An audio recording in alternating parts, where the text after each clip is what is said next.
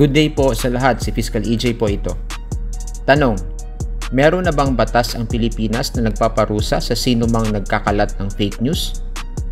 Ayon po sa aking pagsisiyasat, ang fake news ay tumutukoy sa maling impormasyon na nilalathala sa mga tao upang manlinlang, manipulahin ang opinyon ng publiko o magdulot ng kaguluhan. Ang mga common characteristics ng fake news ay number 1, hindi ito nakabatay sa ebidensya o di kaya ay kathang-isip lamang ng mga malilikot ang utak. Number 2, nilalagay sa maling konteksto ang impormasyon. At number 3, ginagawan ng mga mapanlinlang o nakakaakit na pamagat para makakuha ng atensyon sa publiko. Now, to answer the question kung meron na bang batas ang Pilipinas na nagpaparusa sa sino mang nagkakalat ng fake news, sa kasalukuyan ay wala pa hong batas na eksklusibong tumutukoy sa fake news. The closest thing to a law that punishes fake news is Article 154, Paragraph 1 of the Revised Penal Code, otherwise known as unlawful use of means of publication and unlawful utterances.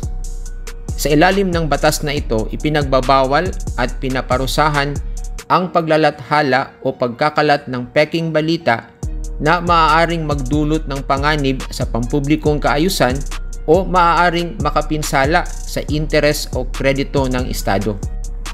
Ano ba ang mga elemento ng krimeng ito? First element, the news must be fake or false.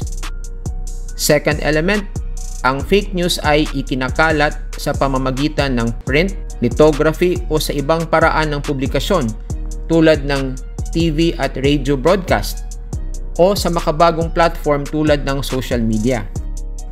Third element, the offender knows that the news is false, meaning bago inilathala ang nasabing balita, alam na niya na peke ito o hindi ito totoo. Question Fiscal, paano kung hindi alam na nagbabalita na peke pala o di kaya ay bunga lang ng kapabayaan dahil hindi niya muna verify? Now, kung hindi niya alam na peke pala ang balita na nilathala niya, hindi po siya mananagot dahil walang criminal intent on his part.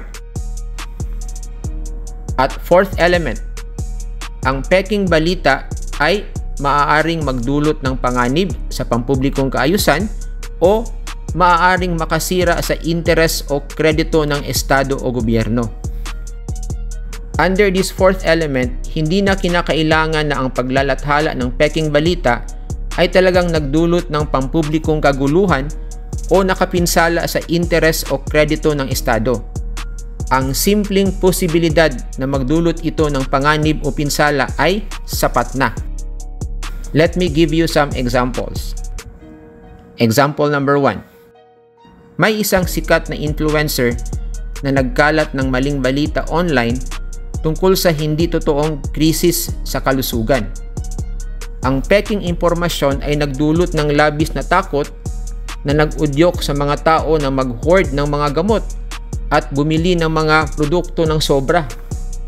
Maaring magdulot ito ng kaguluhan sa publiko na magpapahina sa kakayahan ng Estado na tumugon sa mga tunay na emerhensya. Ang pagpapakalat ng peking balita tungkol sa kalusugan ay maaaring maparusahan sa ilalim ng Article 154. Example number 2. Isang tao ang nag-post ng peking kwento sa social media na nagsasabing ang pambansang eleksyon ay may daya at ang gobyerno ay nagbabalak na ipawalang bisa ang resulta.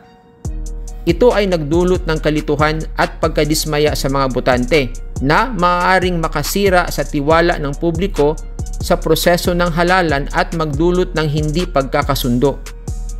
Ang simpleng posibilidad na magdulot ng ganitong negatibong epekto sa publiko at kredibilidad ng Estado ay sapat na upang maging isang paglabag sa Article 154.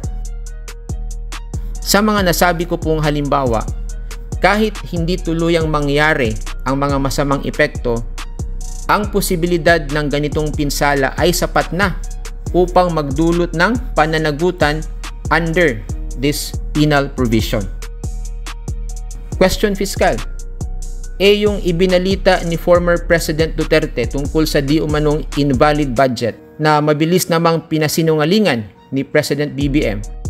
Meron bang pananagutan si President Digong sa sinabi niya under Article 154? Yan po ang assignment ko sa inyo. Kayo na po ang humusga o kayo na po ang sumagot base sa diniscuss natin tungkol sa Article 154. Submit your answers by posting them in the comment section. Maraming salamat po.